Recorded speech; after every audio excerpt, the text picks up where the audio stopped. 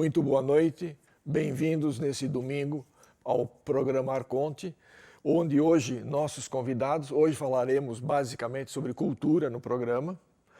Nós temos aqui dois produtores culturais, Oscar Zinelli e Luiz Fernando Rodenbuch. O Luiz Fernando é de Novo Hamburgo, a maioria das pessoas que estão assistindo já vão identificá-lo imediatamente. O Oscar é gaúcho, de Porto Alegre, mas nos últimos 11 anos ele tem morado no Rio de Janeiro. Sejam bem-vindos. Eu agradeço muito a presença de vocês e gostaria que cada um de vocês falasse basicamente, passem o currículo de vocês, por favor, aí, porque aí fica muito mais fácil vocês situarem o trabalho de vocês que... A gauchada, a gente fala da educação, né? Cultural aí aqui. já um aponta para o outro, por favor, Luiz. Bom, eu sou Luiz Fernando Rodenbuch, aqui da cidade de Novo Hamburgo. Há 37 anos tenho uma produtora, Paranoia Produções Artísticas, na nossa cidade. Paranoia porque Noia é o apelido de Novo Hamburgo, então Paranoia. Paranoia. E ela nasceu no dia 1º de abril, no dia dos bobos, então também é mais ou menos por aí o caminho, né? Sou palhaço pirulito também, né? Tenho um trabalho de técnica circense. Comecei no teatro em 1975, mais ou menos, né? Eu já faço teatro há mais tempo também, em grupos de jovens. E comecei a trabalhar junto com o professor Ernest Sarlet, em Novo Hamburgo, que muitos devem conhecer, foi secretário de Educação e Cultura daqui da cidade. E ele nos pediu para nós montarmos um grupo de palhaços para visitar as escolas municipais da cidade de Novo Hamburgo. E a gente foi para as escolas municipais fazer palhaçada, coisa que eu nunca tinha feito na vida. Ser palhaço, ator é uma coisa, palhaço é outra, né? Então, é uma técnica diferente, digamos assim, né? E eu descobri que eu até me saio relativamente bem de palhaço pirulito e tal. Montamos esse grupo chamado Turma do Pirulito, que antes eram 2, né? Nós não sabíamos quem era o palhaço pirulito, né? Então nós chegávamos na escola, Turma do Pirulito e tal. Bom, eu sou o peru e o outro é o lito, então como é que é o negócio aqui? Até que um dos nossos colegas, né, o José Roberto Silveira, que hoje está fazendo televisão em Rondônia, né, ele foi embora e me deixou sozinho. Eu disse, bom, agora... Paciência, agora eu sou o pirulito, então... Você é o piru e o lito agora. Agora eu sou dois. o peru e o lito junto, né? Bom, a partir daí comecei a fazer produção cultural também, sou produtor, diretor, ator, atormentado, né, que a gente chama às vezes, e faço um trabalho na cidade e aos arredores da nossa cidade também, né, há bastante tempo. Mas a gente vai desenvolvendo agora a nossa conversa, daí a gente pode conversar um pouquinho mais sobre isso. E aqui na Vale TV você tem 2 programas, E eu tenho né? 2 programas na Vale TV, um programa de cultura há 15 anos, é um programa tá na cultura, tá no esporte, tá na rua, tá na noite, tá em tudo que é lugar, né? Essa é a ideia, porque o tá é um termo meio gauchesco também, né? Então a gente usa ele assim. E nós começamos não na Vale TV, a gente começou na NET, Canal 20, no Novo Hamburgo, e depois migramos para cá, né, e fizemos algumas modificações no programa. Antes era meia hora, agora temos 1 hora de programa. E por quê? Já colocando até um dos temas polêmicos, talvez, que a gente possa conversar, que é a valorização da cultura na nossa cidade, que ela às vezes ela é meia fraca, ao nosso ver, tem alguns problemas burocráticos e essa coisa toda, como tem tudo que é cidade, não é ficar falando mal, né, só da nossa cidade e tal, mas realmente são problemas burocráticos muitas vezes que atravancam o progresso da gente, né?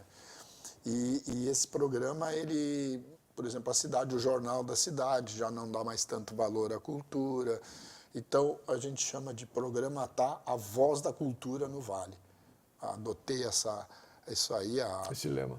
5, 6 meses atrás, assim, estou batendo firme nessa tecla, chamando o pessoal. Já tive, durante 11 anos, eu fiz figuração na Rede Globo de televisão, né? Levei meus alunos para lá também e aprendi bastante coisa e acho que pude ensinar também algumas coisas para o pessoal da TV lá, né? Porque houve um destaque bastante grande para mim quando eu comecei, primeiro, segundo ano, foi tudo mais tranquilo, mas tem uma... Sabe que a Globo trabalha com agências de figuração, né? São 10 agências e sempre são essas 10, né? Não tem botar agências novas, né? Se quebrou aquela ali, alguém tem que comprar ela e tal, a nível de figuração, pelo menos. E eu levo os atores para lá, e aí eu já fiz de tudo, né? Eu tenho 21 novelas gravadas, e já fui garçom, já fui pescador, já fui motorista do Antônio Fagundes, conheci vários atores lá, e tem histórias maravilhosas, assim, né? Muito, muito bacana. E é um destaque, né? Às vezes a gente pensa assim, pô, fazer figuração, se tu vai fazer figuração, nunca mais tu vai pegar um trabalho de ator e tal. E eu provei o contrário, né? Como eu tenho DRT também, tudo bem, mas eu provei o contrário. Eu provei que a figuração é uma das coisas mais importantes. O ator principal, ele pode ser maravilhoso, muito bom, mas a figuração tem uma importância bem grande, porque ela dá vida a tudo aquilo que, além da atuação, né? Ele dá muita vida às cenas todas, né? Porque sem a figuração, muitas vezes a cena fica morta lá atrás, né? E tal. E a gente que trabalha com isso, com ator, com pessoas, a minha função é criar talentos. Eu já tenho uma idade, já passei, inclusive, às vezes da idade para alguma coisa. Só que eu vou na Globo, por exemplo, esse cara bonito aqui que está na minha frente, chega lá, ele grava 2, 3 vezes por semana na Globo. Agora eu, senhor, careca, cabelo branco, gravo todos os dias. Tá certo que o salário dele vai ser bem maior do que o meu. Mas é isso, tá? Para começar. Oscar. Bom, boa noite. Boa noite. Prazer estar aqui Seja no programa com bem-vindo. vocês. Obrigado. Aproveitando e matando a saudade da terrinha. Não tomei chimarrão ainda, aqui no sul. Tomei em casa no Rio de Janeiro, aqui não tomei ainda, mas vou tomar. Enfim, para quem não conhece o meu trabalho, eu sou Oscar Zinelli. Já trabalhei como modelo. Comecei, na verdade, eu estreiei quando nasci, né? Porque minha família é de circo. Circo Vostok, circo mexicano é da família. Então saí do hospital, fui direto pro trailer. E quando eu tinha mais ou menos uns 4 anos, também pegando teu gancho, a gente fazia um show cortina, que eram os palhacinhos. Cortina. Toda criancinha, porque o palhaço fazia isso, né? É a cortina. Então as crianças que não tinham muita aptidão ou que não tinham ainda desenvolvimento para fazer algo específico, por exemplo, trapézio, cama elástica, alguma salto ou malabares, faziam os palhacinhos. Isso com 4 anos de idade. Então nós fazíamos essas coreografias, entrávamos. Depois, sim, com treinamento a gente começou a fazer outras coisas. Eu, particularmente, sempre gostei de cama elástica. Né? Gostava da área de saltos. Sempre fui péssimo com equilíbrio. Mas a parte de salto mortal, as coisas sempre gostei. Eu também sou um desequilibrado. Somos todos, né? Depois, quando eu tive já na minha fase de adolescência, os meus pais pararam de trabalhar com o circo, ficou com os tios, e viemos morar no Rio Grande do Sul. Aí nós ficamos radicados no Rio Grande do Sul, em Xangri-Lá, e entrei para uma agência de modelos na época. Né? Aí fui para São Paulo, comecei a fazer Fashion Week, passei numa seleção internacional, fui parar na Europa. Aí fiquei 3 anos. Voltei para o Brasil, entrei de sócio na agência de modelos, que eu era modelo na época, que era num edifício perto, do lado da rodoviária, a gente tinha um cavalinho da Renner pintado, muitos anos lá naquele prédio. Já estou fazendo propaganda aqui. Né? Não. E eu lembro que depois, de 2008 a 2011, fui morar em São Paulo, aí comecei a pipocar também na televisão, aí fiz SBT, Globo, Record, Band, sempre envolvido com muita produção. Né? E comecei a abastecer algumas agências de São Paulo também, levando o pessoal do Sul, porque hoje eu posso falar aqui porque a gente está no Sul e está só gaúcho aqui, né? Mas realmente o perfil do Sul é diferenciado e as agências querem muito as gaúchas, os gaúchos, né? Pelo padrão europeu que se tem aqui. E comecei a abastecer muitas agências. Depois, em 2012, eu fui morar no Rio. Em 2011 eu estive no programa do Jô, depois, em 2012, fui morar no Rio de Janeiro. Aí entrei com preparação de elenco. Fiz em São Paulo ainda a preparação de elenco de Bruna Surfistinha, né? O núcleo da Débora Seco, sou amigo da Raquel até hoje, que é a verdadeira Bruna surfistinha, né? Sim. E depois fiz, o último que eu fiz foi de Pernas pro Ar 3, no núcleo da Camila Amado, que foi no Rio de Janeiro, que nós gravamos. Desde então eu estou investindo também no setor cultural, tem um cine-teatro no Rio de Janeiro, né? Aí tiveram algumas matérias na revista Veja, no Jornal o Globo, porque eu já havia aberto o cinema do Linemar, do Shopping Capão da Canoa, aqui alguns anos atrás. Sim, lembro. Aí como foi para o Rio, reabriu o Cine Joia, que é um marco cultural no Rio de Janeiro, e hoje estou com uma parceria no Barra Point, no Cine Teatro lá. Então é um cinema e teatro. Sábado, dia 20, começa o meu curso de atores, também presencial, Lá no Rio. lá no Rio de Janeiro. E sigo também com workshops no Brasil inteiro. Então, inclusive aqui no Rio Grande do Sul, o primeiro workshop de atores que houve durante o Festival de Cinema de Gramado foi no ano passado, fui eu que realizei, em parceria com... Eu vou ter que fazer mais um jabá aqui. Vai, Vai, continua. Em parceria sem com problema o nenhum. Cozy, com o pessoal do Cozy, que é o restaurante do Gramado Tênis Clube, que nos cederam o espaço. Né? Foi muito bacana. E alguns desses alunos do workshop, inclusive, passaram o intercâmbio de atores, que a minha empresa faz o intercâmbio de atores no verão. Esse próximo ano, do dia 8 de janeiro ao dia 8 de fevereiro. Então vão crianças e adolescentes do Brasil inteiro passar um mês estudando comigo no Rio. E se tiver algum teste acontecendo no período, eles participam do teste também. Pô, uma coisa que eu já percebi então de vocês dois é que espaço na agenda não existe, né? Muito pouco. Nossa, eu Não, Mas assim, não tinha mas essa é ideia bom, de mas é que bom. vocês têm uma agenda tão intensa assim como apresentam. Fora isso, eu desenvolvo alguns projetos para prefeituras, né? Além dos workshops, eu tenho 2 longas para rodar, 2 curtas, tenho peças de teatro, e a gente atua, tu bem sabe, Luiz, no Brasil inteiro, porque também é itinerante. Sim. A gente tem um ponto fixo no Rio de Janeiro, mas ele é itinerante, que a arte ela não se limita, né? A gente rompeu já a 4ª parede há muito tempo, né? Aliás, a cidade onde eu menos trabalho é Novo Hamburgo. Acredito. Né? É aquele santo de casa, não faz milagre, como em todo lugar, né? Então, as cidades aqui ao redor, prefeituras que nos contratam e tal. O nosso carro-chefe hoje é a turma do Pirulito, é o trabalho de eventos, de recreação, de animação, de levar, principalmente a arte circense, né? Pernas de pau, magia.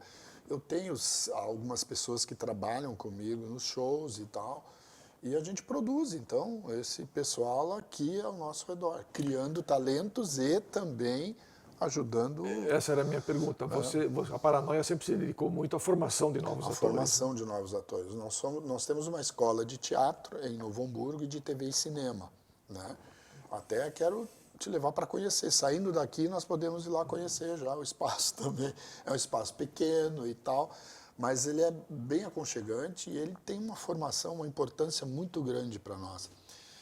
Primeiro, é um prédio alugado, tudo bem, é um espaço alugado, mas é um espaço da gente. Se eu quiser ensaiar da meia-noite às 4 da manhã, o problema é meu, eu não preciso pedir para mandar ofício, mandar e-mail, mandar não sei mais o que, o diabo a 4, porque o espaço é da gente, a gente pode ensaiar, preparar. Ontem nós tivemos 2 ensaios, por exemplo, 2 espetáculos.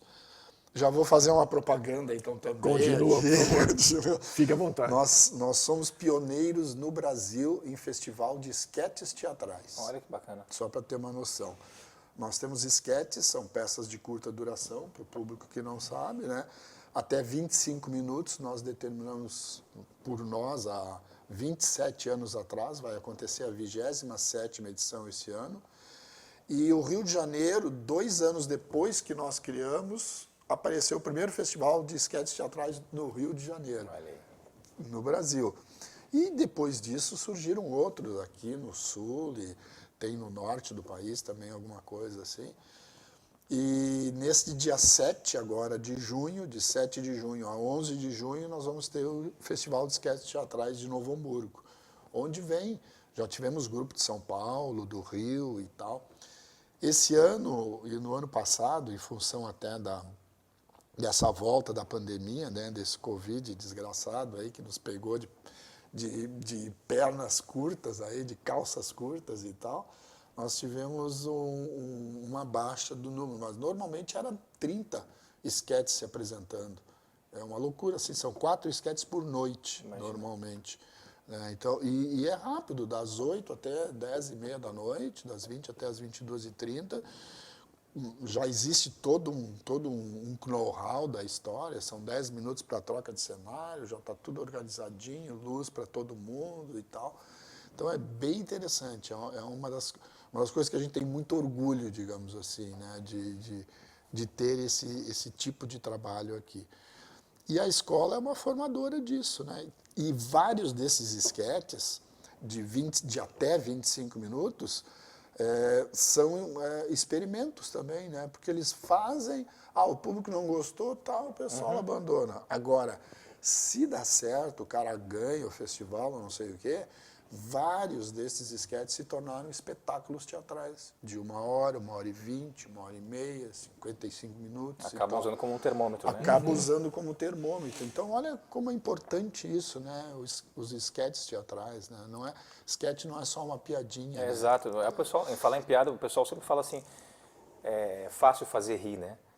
Eu digo não, gente. Inclusive, os grandes comediantes, eles alugam pequenos teatros porque eles fazem teste de piada. Exatamente. Inclusive, a ordem cronológica das piadas para te fazer uma conexão, e conectando as piadas, que a partir do momento que o público ri de 3 ou 4 piadas, o nosso psicológico já fica propenso, e aí tu fala qualquer porcaria e o pessoal continua rindo. Continua rindo. Né? Às vezes tem comediante que se quebra, stand-up comedy, por exemplo, e não consegue conectar nenhuma piada. Eu já tive casos... Lá no meu teatro, por exemplo, que o comediante... Aí eu não vou falar nome, né? Não. Ele fingiu que estava passando mal, porque estava tão ruim o show dele, que ele fingiu que estava passando mal lá e tal, para interromperem o show, para ele poder sair. Porque ele não conseguiu conectar em meia hora de show, o público não riu nenhuma vez. Que interessante. Tu vê, né? Bom, teatro, circo, cinema, televisão. No que a Lei Rouanet ajuda e atrapalha vocês? Quer falar, Luiz? Não, pode começar. Esse tema aí Vocês acharam que ia ser molezinha? A gente é gaúcho, é mamão com açúcar aqui. Mamão com açúcar. Essa é a hora de tu pegar o chimarrão, pensar, para responder. Vamos Né? tomar uma aguinha. A gente vai para um rápido intervalo, voltamos em seguidinha.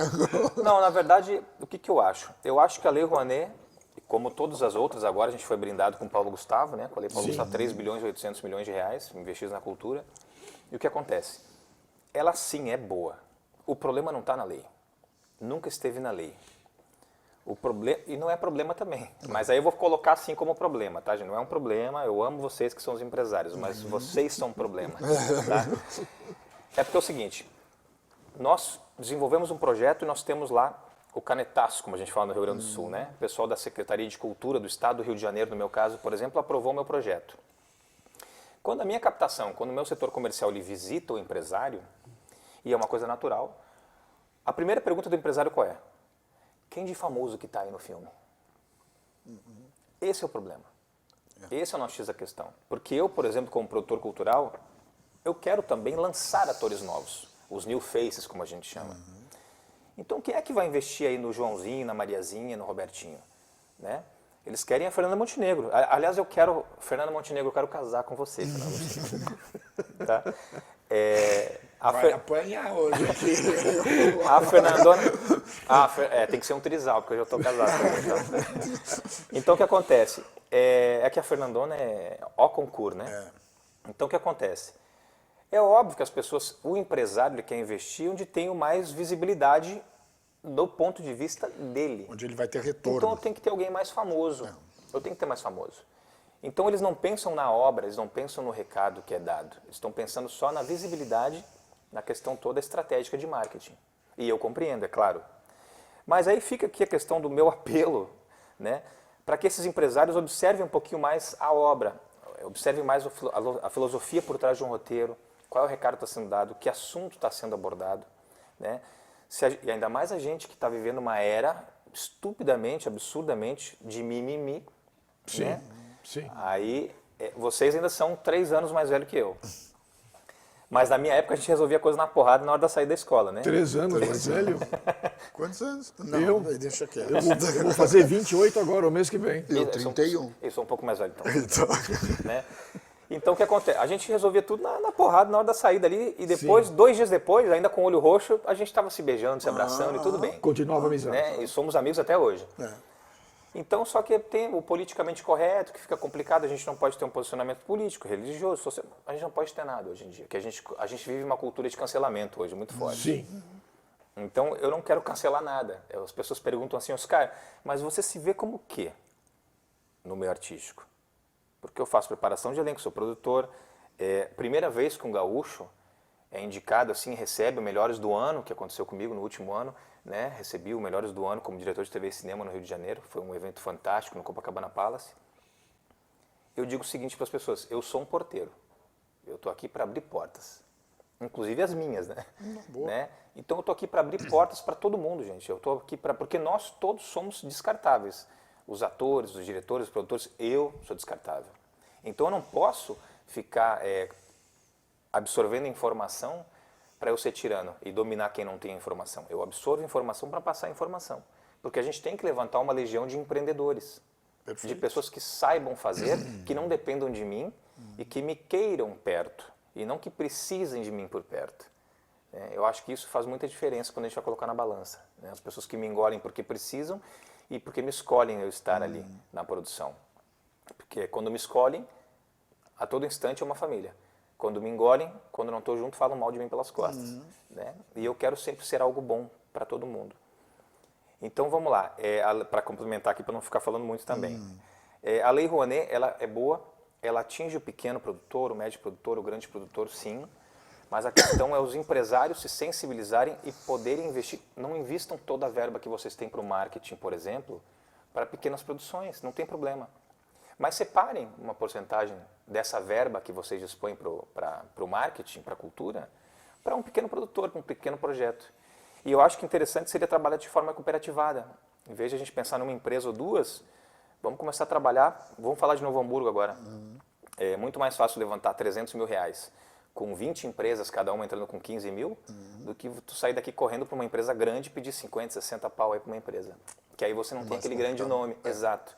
Mas aí tu consegue produzir. Tu não tem aquele grande nome para oferecer, digamos. Né? Mas tu pode ter uma cota master, claro. O cara que vai aparecer um pouquinho maior no outdoor ali, por exemplo, né? Caso ele queira. Mas não deixar de... Até porque tem muita gente pequeno empresário que quer investir e acha tudo muito caro. Porque tem essa cultura. Televisão é muito cara, cinema é muito caro.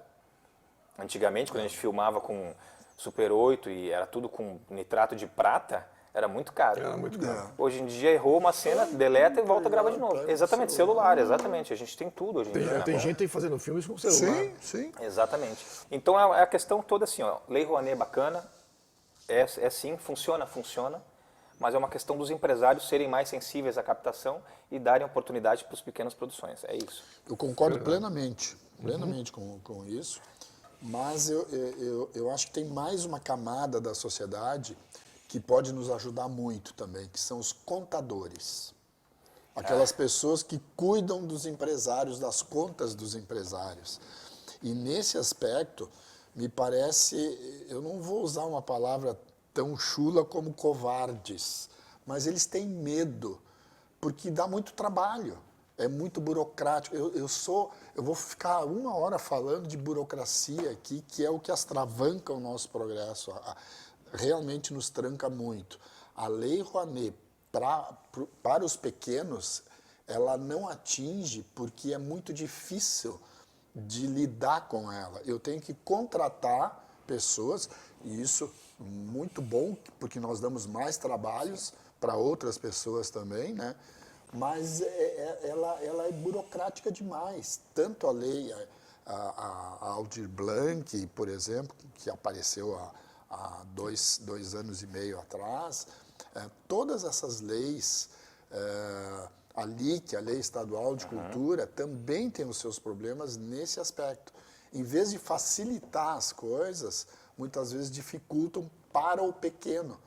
E a lei não chega aos pequenos, muitas vezes. Então, eu hoje não me considero pequeno, eu já passei um médio, digamos assim.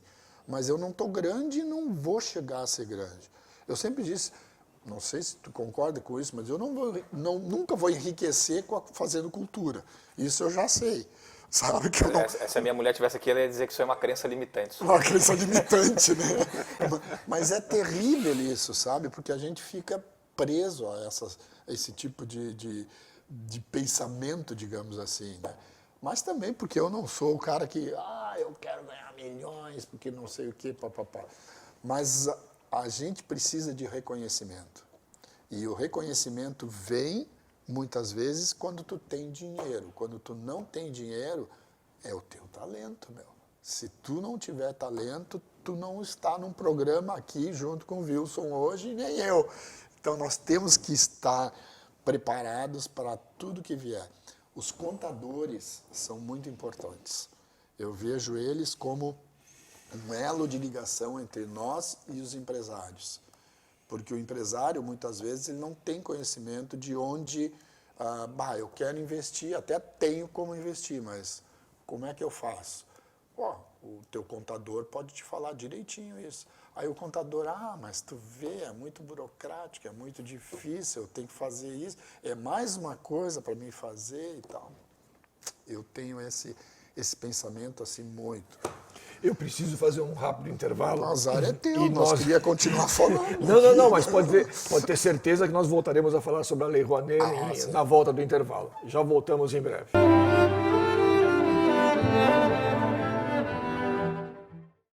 A cada novo dia, uma nova esperança. Estamos todos conectados. Não importa o peso de sua carga, o importante é nos conectarmos com olhares e sorrisos. Dê o seu melhor sempre. Compartilhe o bem, sempre. Vibre com seu time. E você? Tá esperando o quê? Vem pra Blend.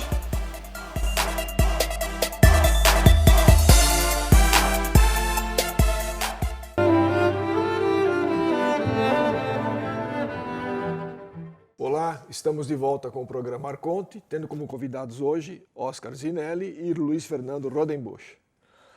Voltando ao que estávamos discutindo no final da primeira parte do programa, sobre a Lei Rouanet, não parece, a mim me parece, por exemplo, que vocês, produtores culturais, teriam que ter um lado empresarial mais forte para poder vender melhor a Lei Rouanet para os empresários do Brasil. Né? Eu não sei se essa questão que você mencionou, Oscar, de que o empresário, a primeira pergunta do empresário, quem é o famoso que está lá no show? Né?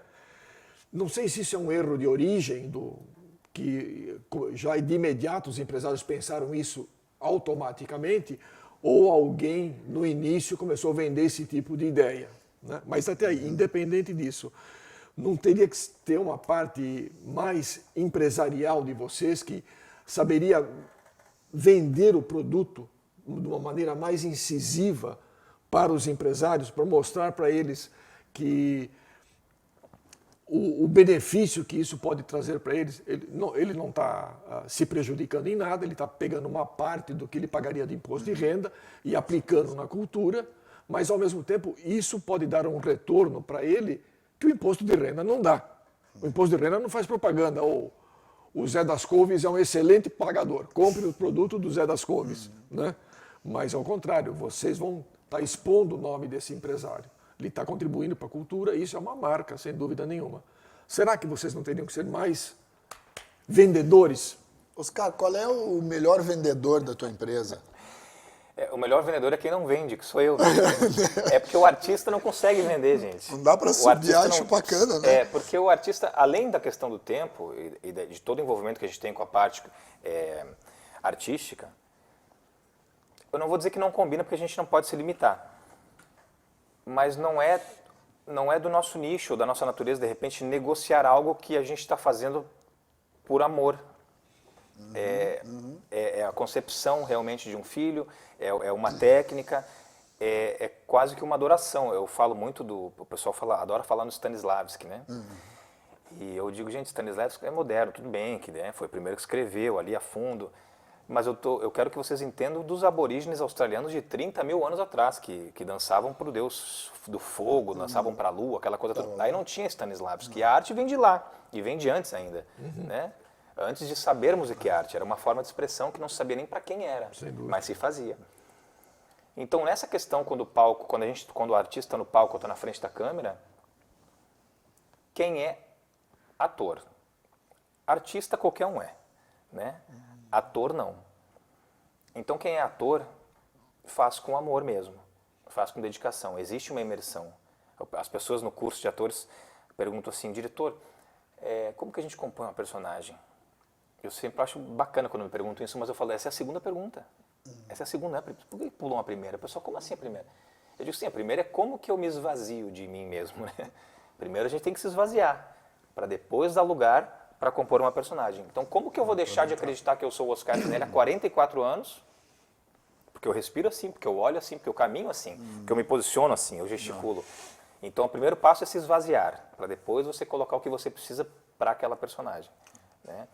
Então, o que me leva a crer é que como a gente está muito envolvido com a concepção, com o conceito, com o amor, a gente não consegue não é materializar, mas a gente não consegue colocar um valor no que pra gente não tem valor.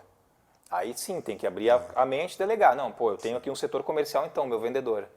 Mas só que no meu caso, eu nunca encontro um vendedor que entenda o quanto eu... Compactue contigo. Porque ele vai dizer, pô, cara, isso aqui que eu achei que custava 30 mil reais, na tua cabecinha vale 70 milhões. Eu digo, entendeu? Quanto que vale o teu pai e a tua mãe, né? Sabe? Ou teu filho, né?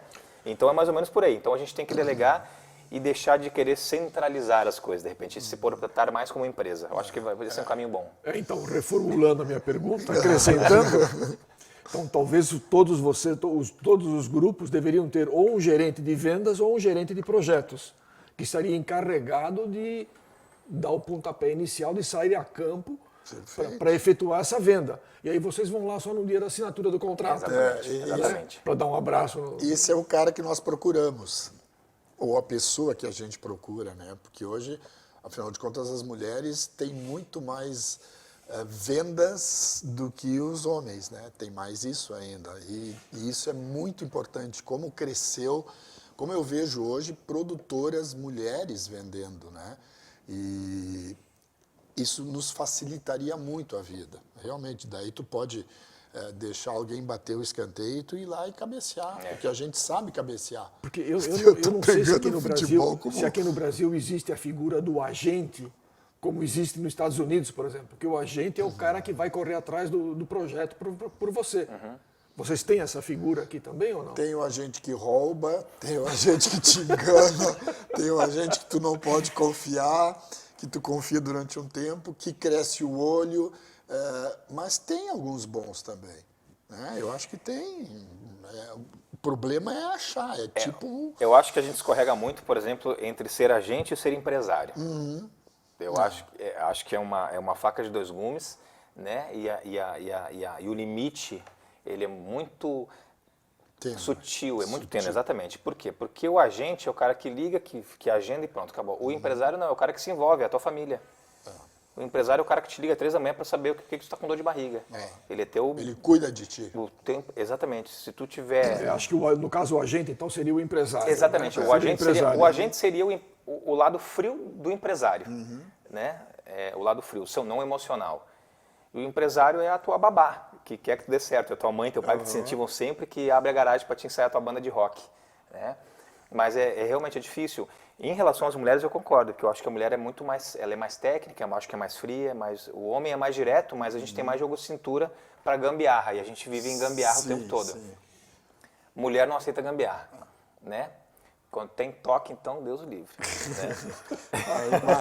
Vou abrir uma aspas. Quando é uma mulher com toque, então, pelo amor de Deus, meu irmão. Mas o fato é o seguinte, tanto que tem grandes redes aí de banco, por exemplo, que você entra, que é só mulher atendendo. Não tem mais homem.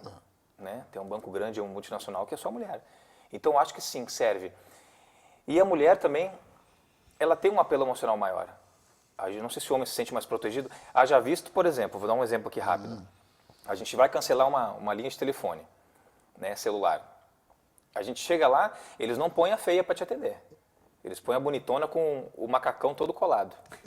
Pô, tu não cancela a tua linha e sai com um plano com upgrade ainda, né? Então é bem complicado. E um consórcio para ela de um carro novo. Exatamente, sabe? Então, assim, eu acho que é mais gostoso porque a gente tem mais confiança. De repente entra a questão da figura materna, não sei, né? Mas eu acho que, aliás, eu acho, não tenho certeza, quando tem as mulheres na negociação, no cinema, no teatro, elas não têm muito abrir parênteses. É isso aqui que você tem que fazer, isso aqui, pronto. Se você tem dinheiro para isso aqui, deu, senão, muito obrigado, tem que atender outra pessoa. Eu acho muito legal isso aí. Eu não consigo fazer isso. Será que a ideologia atrapalha um pouco na visão empresarial do artista, do produtor cultural? Porque pode ser muitos têm a percepção de que uma peça de teatro, um filme ou um livro pode mudar um mundo, pode mudar um país, pode derrubar um regime, coisa que nunca aconteceu. Então, mas não vou falar com esse capitalista nojento, esse porco capitalista. Não, esse porco capitalista é o cara que vai financiar a tua peça, né? Vai financiar o teu filme. Você tem que mudar a tua visão. Você pode até não concordar com as ideias políticas dele, mas é o cara que está te dando o financiamento que você precisa para você expor as suas ideias. Ou que não sejam as tuas ideias políticas, mas para você fazer o teu trabalho, produzir o teu trabalho. Né? E emendando mais uma coisa aí, ou talvez fosse uma segunda pergunta. Por que no Brasil, teatro especificamente? Por que você vê tão poucas encenações de grandes autores universais? Eu sou de São Paulo, eu não sou daqui do Rio Grande do Sul, mas eu sou por escolha, por opção. Eu lembro, nossa, assim, peças de Shakespeare. Muito difícil você ver uma encenação. Não sei se por causa do custo que envolve uma peça de Shakespeare, alguma coisa assim, mas os grandes autores, dificilmente você vê. Você vê muita produção coletiva, que eu já falei para você uma vez isso, né, que eu não gosto dessa ideia de produção coletiva. Né? Eu acho isso aí meio uma mistura de vagabundagem com preguiça. Né? Um fala A, outro fala o B, C, então ABC. Então, próxima linha agora. Você vai montando um Frankenstein cultural. Exato.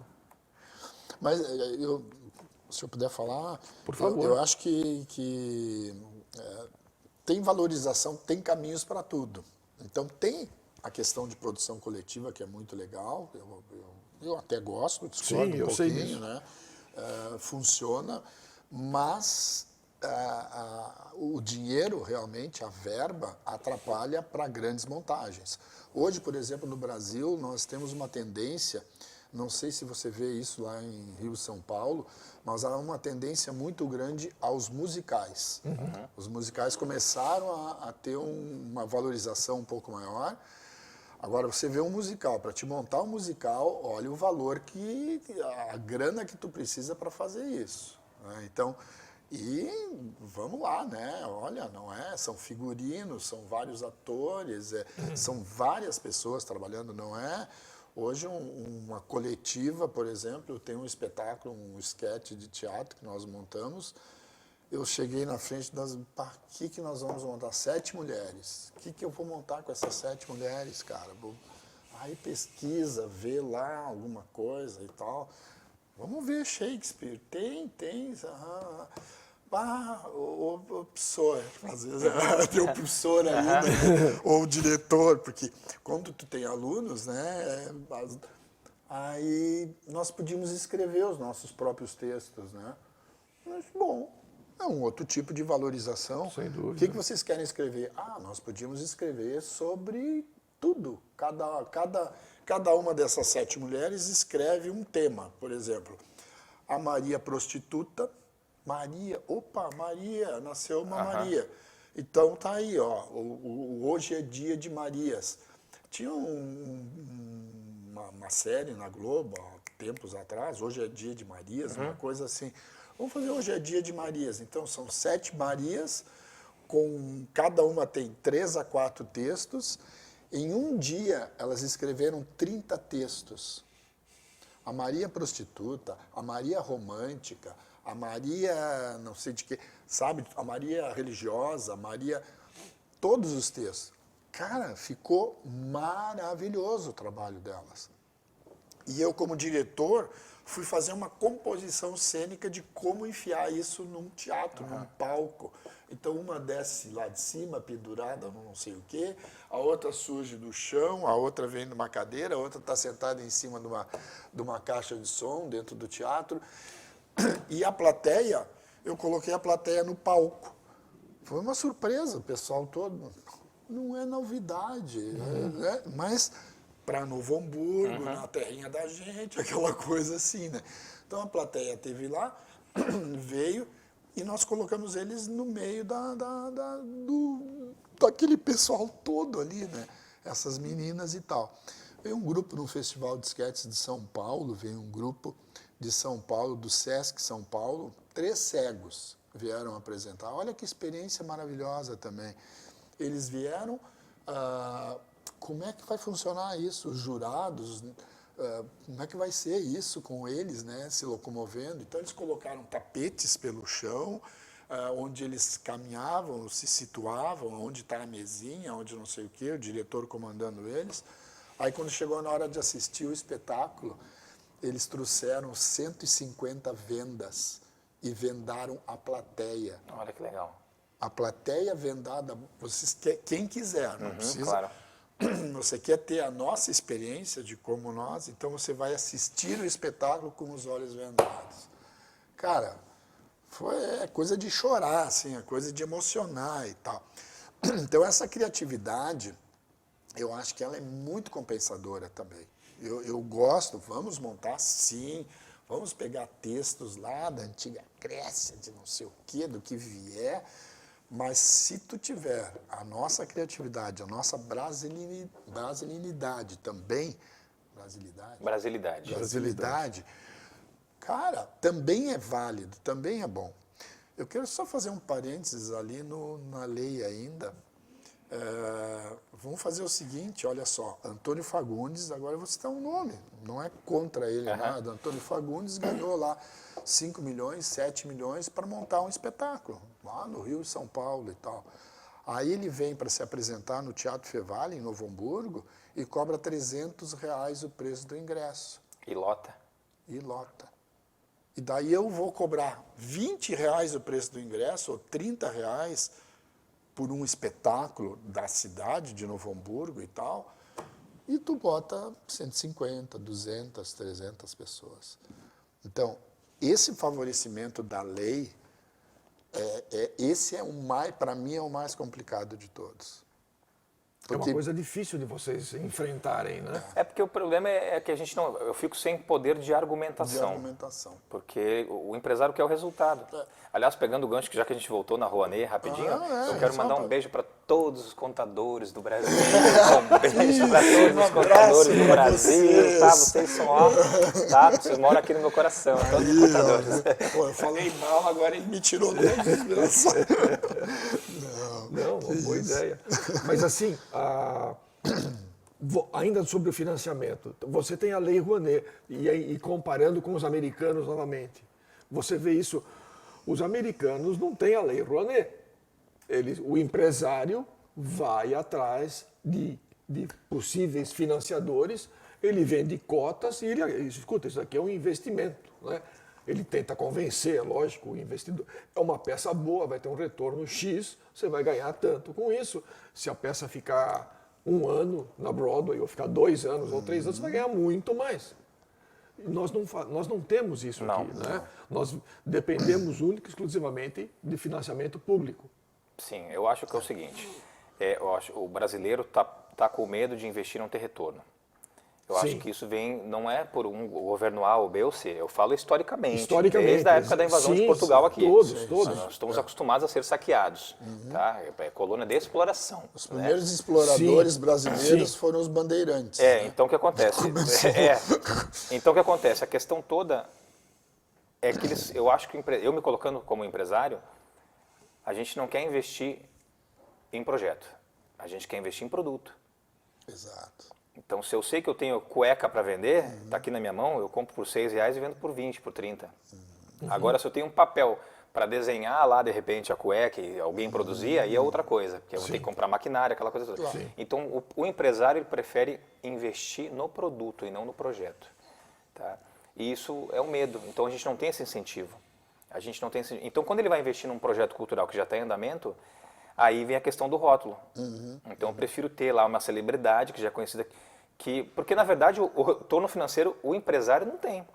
Que ele investiu, ele tem um abatimento sobre imposto. Sim. Então, ele não vai se beneficiar diretamente ou indiretamente pela bilheteria. Isso não existe. Isso não existe. Exato. Isso aí fica com a produção, né? Mas ele tem que entender, assim como as pessoas que me procuram, as empresas, para eu produzir comerciais, audiovisual.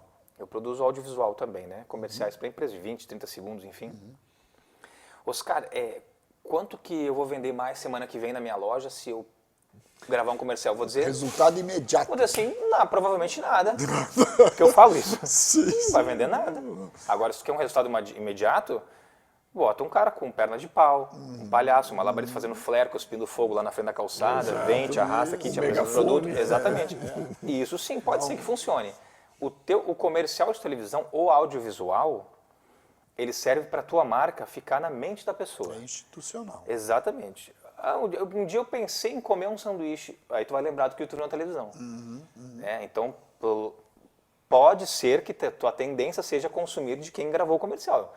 Né? Mas pode ser que tu encontre ali o Zezinho também na esquina, ele vendo um churrasquinho. Agora, funciona, né? Impressionante. Essa Funciona. semana eu passei na frente de uma sorveteria de Novo Hamburgo e temos sopa. Opa, passei. 2 dias depois, o que eu podia comer hoje? Eu podia comer uma sopa. Onde é que eu vi? Foi lá. Exatamente. Ontem eu fui lá comer uma sopa. Isso aí, é a linguagem subliminar, é a técnica de venda. É a técnica de Entendeu? venda. É aquela história, a pior coisa que tem é a gente ir no supermercado com fome. Porque Exato. tu chega, tu gasta 3 vezes mais do que tu ia gastar, tu chega em casa e tu não come nada. Não. Entendeu? Exato. Então é mais ou menos isso, é bater. É fazer realmente, a gente com essa era digital, e eu acho muito legal, a pandemia veio para ensinar muita coisa, até porque teve um boom populacional dentro do digital, porque a gente passou a coexistir dentro do digital. Né? Tem que filtrar, tem que saber filtrar, obviamente. Mas tem muita coisa ali, tem muita coisa boa. E você consegue acesso a empresas que você antes não tinha. E hoje nós temos as duas, né? Nós temos o presencial e o online, quer dizer, aumentou esse... Tu tem opção, exatamente, rompeu mais a barreira, porque hoje o teu online pode ser com o cara de Las Vegas, comprando teu projeto. Exatamente. Exato. Entendeu? E com a Covid, a lei Paulo Gustavo e o Aldir Blanc ajudaram? Olha, Aldir Blanc, para mim, sim, porque foram poucos projetos. A única coisa que tem é que eu agora estou devendo algumas coisas. Porque ela sustentou durante a pandemia para que eu não fechasse o meu teatro. Então eu ganhei lá de um projeto R$20 mil para fazer um curta para a cidade de Novo Hamburgo. Muito bem, fiz o curta, estou fazendo o curta faz 2 anos, 1 ano e meio, 2 anos. Estamos produzindo ainda o curta-metragem, porque eu exagerei. Para ganhar os R$20 mil, eu tinha que ser classificado, né? Agora eu tenho que fazer 3 apresentações em 3 lugares diferentes, levando o material para lá, contratando a câmera, a tela, o telão para um bairro da cidade e tal. Então, o que acontece? Eu já gastei o dinheiro para sustentar o meu aluguel, a minha luz, o meu funcionário, a água, o papel higiênico da minha empresa. E agora? Agora eu tenho que investir de novo. E, em vez da secretaria, da prefeitura de Novo Hamburgo, por exemplo, me contratar para levar esse curta e me pagar, porque ela ganhou dinheiro, eu não deixei de pagar meus impostos. Sim. Nós Exato. pagamos os impostos, Exato. todos pagaram, e esse dinheiro entrou para a prefeitura, além da lei Aldir Blanc que veio do governo na época. Então, o que acontece? Agora eu estou devendo 3 apresentações de um espetáculo de 5 mil que eu ganhei, 3 apresentações de um outro espetáculo de 10 mil que eu ganhei do edital. Essas outras apresentações agora eu estou devendo, eu tenho que pagar, né? Porque se eu não pagar, eles não me dão mais o crédito agora, eu perco o meu crédito e tal. Então, nesse sentido é que eu vejo que agora há um outro desequilíbrio, digamos assim. Porque, afinal de contas, eles me deixam de me contratar agora por emancipação do município, para a Feira do Livro do município, onde eles me contratariam, de repente, me pagariam para mim me apresentar, mas eu estou devendo para eles, então eles me botam nesses lugares, nesse momento. Não é aí que eles têm que me botar. Eles têm que me botar, aí eles têm que me contratar. Me leva lá para o bairro, eu vou fazer, ou lá para algum outro lugar, ou me dá o teatro e tal. Então é um pouquinho complicado Mas isso, é porque né? como o poder público e o empresariado, eles justamente não compartilham da mesma condição emocional de quem produz, de quem é Sim. artista e produz. Sim. Então, infelizmente, é assim que funciona. Sim. Né? Assim como a gente vê na área da saúde, o médico que está na frente, da tua frente, mostrando a mão direita, ele coloca ali, tá, à esquerda. Porque ele não está nem aí para ti. Não são todos, claro. Sim. Mas ele não tem um envolvimento emocional. Exato. Se não tem um envolvimento emocional, fica difícil. Então, se a gente, né, compadece, a gente faz muita produção de guerrilha, a gente fala muito no Brasil, né, que aí ele chega lá com pão para fazer um lanche da tarde, eu chego lá com uma garrafa térmica de café, a outra levou um bolo, a outra vai fazer a maquiagem, o outro emprestou o carro, e assim a gente faz um filme. E o pessoal adora, tá ansioso para lançar no YouTube. Mas aí, quando é que eu vou conseguir colocar esse filme na tela de um cinema? Se eu não tenho uma distribuidora, porque no Brasil a gente tem a trindade, né? Sim, Produtor, distribuidor e exibidor. Exibidor. Eu me coloco como produtor e como exibidor, eu não distribuo, mas eu produzo e eu exibo, porque a gente tem um cine-teatro e a gente produz. Maravilha. Então, Mas você depende do distribuidor. aí eu dependo de vender um filme, por exemplo, para a Europa Filmes, para Paris Filmes, para eles distribuírem. Ou então a gente começa a fazer pequenas ações, mas aí tem que ter a grana do marketing. Porque como que eu vou atrair essas pessoas para verem o filme se eu não tenho marketing? Não tem. Então tudo para vocês empresários entenderem de uma vez por todas. Não precisam investir toda a verba que vocês têm de marketing nas pequenas produtoras, mas deixem ali uma porcentagem, porque eles juntos são uma parte significativa de produção, de audiovisual, inclusive de pagamento de impostos, inclusive paga-se mais impostos juntando os pequenos investidores, produtores, do que os grandes no Brasil. E os pequenos e médios são os grandes produtores culturais, são os que fazem a cultura realmente. São os mais... E outra, interessante os propagadores isso, da os cultura. propagadores, e são normalmente os mais criativos também. Sim. Porque a gente cria sem ter o dinheiro. Quer dizer, eu vou fazer um festival de esquetes teatrais em Novo Hamburgo sem ter dinheiro. Imagina se eu tivesse um pouco de dinheiro, Exatamente. o que eu não poderia fazer. Só que isso nos dá uma... E eu que já sou o dinossauro entre nós três aqui, né, dentro da cultura, o que acontece? A criatividade da gente para curtas-metragens, para filmes... Pô, cara, eu fiz uma menina se afogar num filme dentro de um aquário. Ela morreu afogada dentro de um aquário. A câmera embaixo, filmando de baixo para cima, ela enfiando a cabeça dentro. A água tinha que ficar turva, aparecendo no rio. Botamos pó de café dentro e tal, mexemos ali. E ela botava a cabeça e morrendo afogada. Perfeito, perfeito. Quer dizer, a criatividade. E daí nascem... vem o câmera fala uma coisa, o outro fala outra, as experiências... Nascem novas técnicas.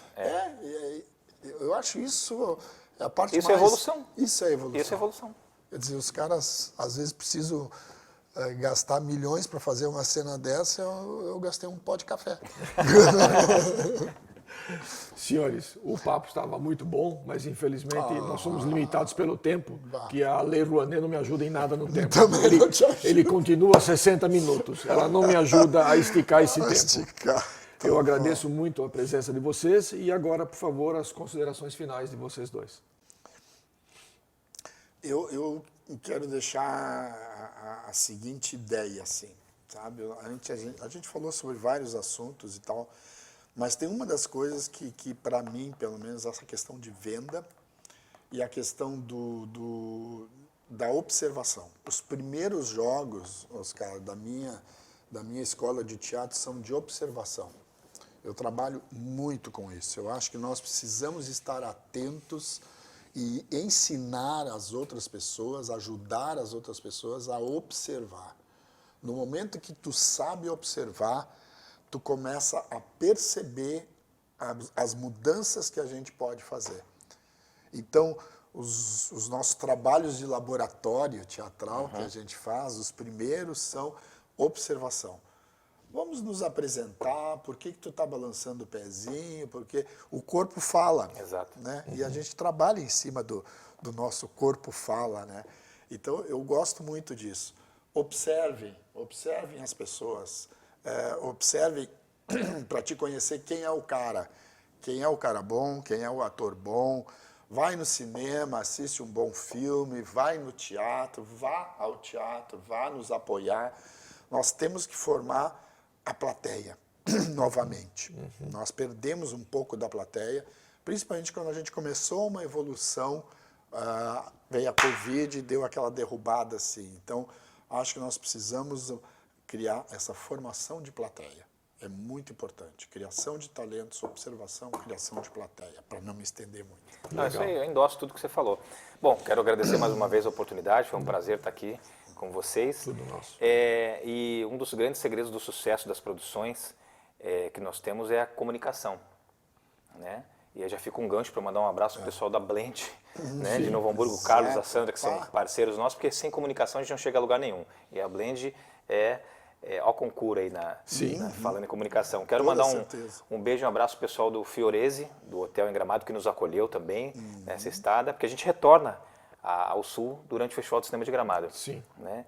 E eu quero deixar aqui realmente os votos para que você consiga doutrinar esse novo público e o que precisar de mim também, como eu adoro voltar para o Sul, né, sempre, a gente pode pensar em produzir, vou me comprometer aqui, eu ia falar online, viu?